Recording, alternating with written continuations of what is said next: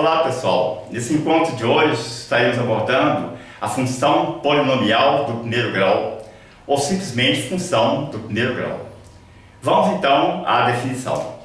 A função do primeiro grau é assim definida: f de x igual a ax mais b ou y igual a ax mais b, onde a e b são números reais, sendo que o a é diferente de zero.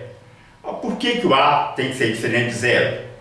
Porque o que determina o grau de uma função é o expoente de sua variável.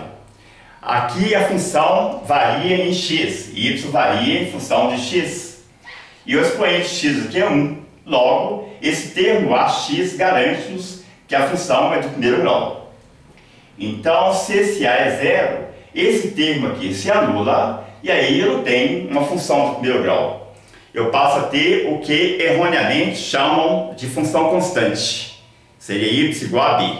Portanto, para se ter uma função do primeiro grau, o coeficiente x, aqui representado por a, ele tem que ser diferente de zero. Por exemplo, imagine a seguinte função: f de x igual a 2x menos 3.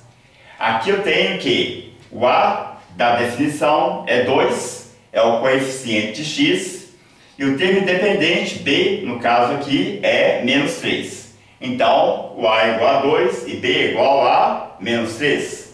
Outro exemplo: y igual a 2x mais 7. Então, neste caso, o a é igual a 2, é o coeficiente de x, e o b é igual a 7. Não tem que estar necessariamente dessa ordem. Poderia ser g de x igual a menos 4 mais 3x. Então, cuidado, o a é o coeficiente x, então o a é 3. E o b é o termo independente aqui, menos 4. É uma questão só de ordem. É preciso estar atento porque ele pode aparecer em ordens diferentes. Mas lembrando sempre que o a é o coeficiente de x e b é o termo independente de x. Bom, quando nós temos, nesse exemplo aqui, nós temos o a, 2, e o b igual a menos 3. Aqui, o a é 2 e o b é igual a 7.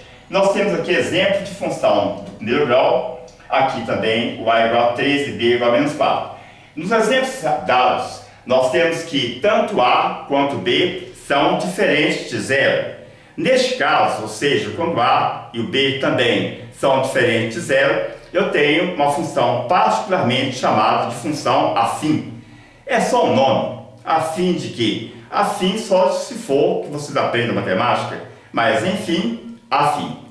Por exemplo, a função y igual a 5x mais 1, onde o a é igual a peguei vocês, né? O a é igual a 5, o a é o coeficiente de x, então o a é igual a 5 e o b é igual a 1. Essa é a função do primeiro grau e particularmente chamada de função afim. Muito bem, temos aqui então a função afim, né?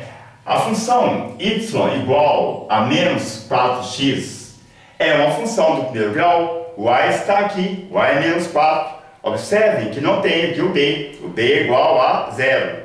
Neste caso, a função continua sendo uma função do primeiro grau, mas particularmente chamada de função linear. Não tem como estar justificando muito isso aí. E não tem lá muita importância também não. É só um nome. Função do primeiro grau, particularmente chamada de função afim, em que eu tenho o a e tenho também o b. Função do primeiro grau, particularmente chamada função linear, onde eu tenho a, que é menos 4, e o b é igual a 0.